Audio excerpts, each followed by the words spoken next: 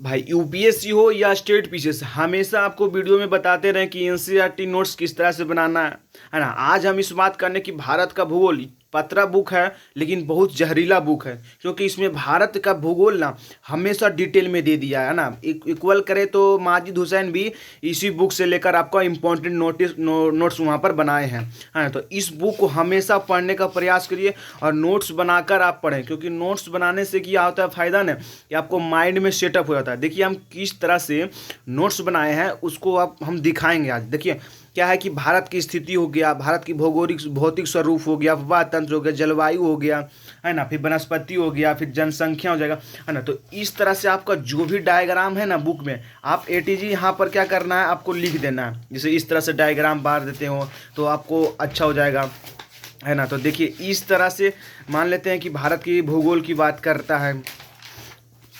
देखिए यहाँ पर से स्टार्ट हो जाता है ना, क्लास 9 चैप्टर हो गया है ना, पीसीएस यूपीएससी। तो भारत की स्थिति के बारे में आपको जानकारी यहाँ पर दे देना है ना। क्या क्या है भारत की जानकारी, मतलब स्थिति क्या है, 8 डिग्री 4 मिनट उत्तर से लेकर 37 डिग्री उत्तर अक्षांश तक हो जाएगा। फिर कर्क रेखा कितना भाग में बांटता है, 2 भाग में बांटता है। तो इस तरह से आप पॉइंट वाइज पॉइंट आप देखिए सारा चीज़ इसमें आपको मिल जाएगा, है ना। कोई पढ़ने का अदर बुक कोई ज़रूरत नहीं होगा। आप ज्योग्राफी के लिए ना इतना बहुत ज़्यादा सफिशियंट हो जाएगा आपके लिए, है ना। तो ज्योग्राफी के इसे पढ़कर आप देखिए यहाँ पर क्या दिया हुआ, जनसंख्या के अनुसार भारत मतलब कितना स्थान पर है। तो इस तरह से आपको डायग्राम ड्रॉ कर ही देना है, क्योंकि मेंस एग्जाम में ना यही सब लिखने से ना आपका नंबर बढ़ सकता है ना। फिर देखिए स्थिति आप बना दीजिए, भारत में हो जाएगा, भारत कौन सा गोलार्ध में स्थित है, यहाँ पर आपको डायग्राम ड्रॉ कर देना है थोड़ा, है ना।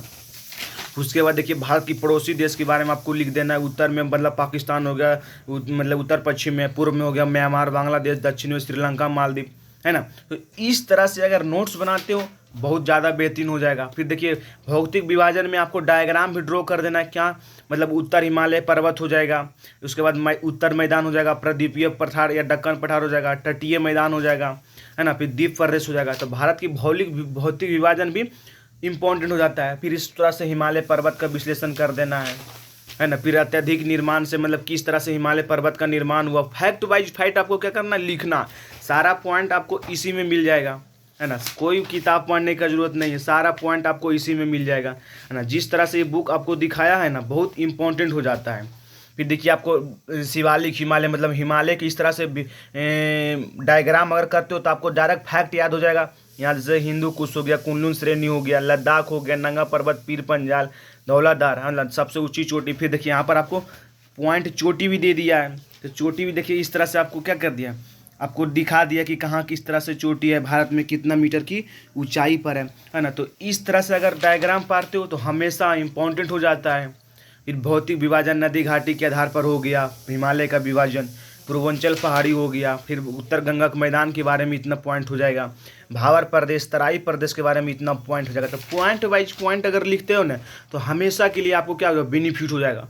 दक्षिण पठार हो जाएगा, फिर देखिए दक्षिण पठार मतलब पूर्वी घाट हो जाएगा, पश्चिमी घाट हो जाएगा, प्रदीपीय पठार की विशेषताएं क्या है बहुत इंपॉर्टेंट हो जाएगा।